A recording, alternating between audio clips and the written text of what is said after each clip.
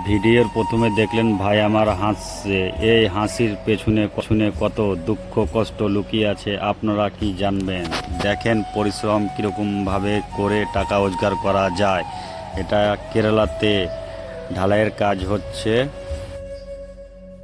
এরা যায় টাকা নিয়ে চলে আসে। ভাই এই টাকার পেছনে কত দুঃখ কষ্ট লুকিয়ে আছে তুমি বুঝবে না ভাই, যেদিন তুমি বাইরে আসবে সেদিন বুঝতে পারবে কত পরিশ্রম করতে হয়। আপনারা দেখেন অনেক লোক গ্রামে গঞ্জে বলে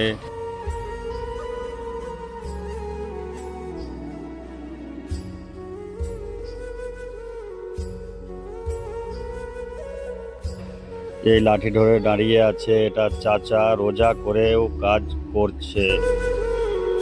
দেখতে পারেন এই মিস্ত্রি ভাইও রোজা রেখে ঢালাইয়ের কাজ করছে। ম্যাক্সিমাম 40 থেকে 50 বস্তা ঢালাই হচ্ছে।